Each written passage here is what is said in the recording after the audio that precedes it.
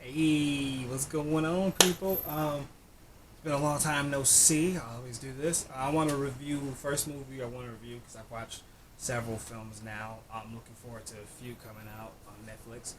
Pretty much, this is gonna be like the Netflix fucking review channel because that's all the movies I've watched on. I'm still watching, catching up on Utopia, and I'm gonna start The Boys here soon enough. But first movie I want to review for you guys is Project Power. Project Power is about this drug called Power selling on the streets of New Orleans and selling across the states. And there's this guy who wants to save his daughter back in the midst of this chaos and of this war over this drug. And there's a cop involved, a little girl involved who used to be a drug dealer, or who is a drug dealer who deals uh, power.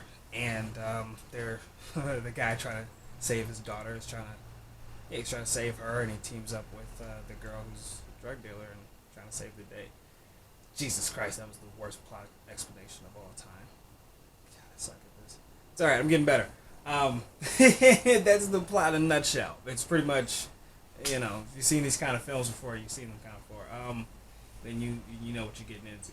It's not complicated. It's not, um, you know, mind blowing. It's not bringing anything new to the genre. However, it's putting a twist on it, and it's thoroughly entertaining. It's a classic B movie action flick with really really good lead performances. Jamie Foxx, charismatic as ever, my favorite actor. So of course I'm a little biased when I watch him, but no, he's phenomenal in this. His performance was as gritty and as dark, and what they tried to do in Sleepless. This kind of goes to show that when you give Jamie more than enough, he's able to form the character. He's able to give depth to it, a depth that for whatever reason everyone can't get out of him. And what they tried to do in Sleepless and tried to achieve with him, he was able to do in a better film. And this is the much better film. It's not like Oscar winning or Golden Globe winning award worthy stuff, but it's definitely thoroughly entertaining, and he's very charismatic, and he's more believable in the action, and he's more believable as the guy who's willing to do anything to get his daughter back. And great job. What's her name? Dominique Fishburne. I want to say Dominique Fishburne, new actress on the scene.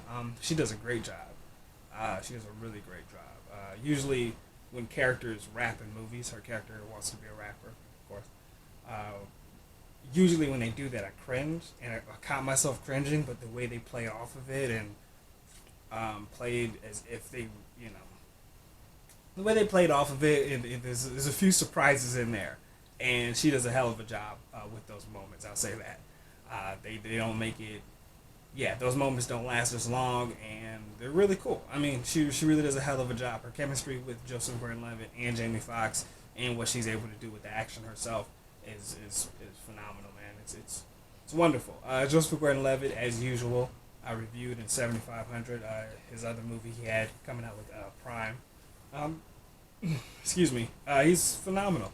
He's always phenomenal. I mean, listen, he plays these characters. He makes it look so easy. It's just he's been doing it forever. He's very charismatic, and he has like the perfect blend of movie star and character actor, and it's like the I don't know, man. It's flawless. He doesn't take from your film. He only elevates it. He really elevated this role. He really made this probably more than what was on paper.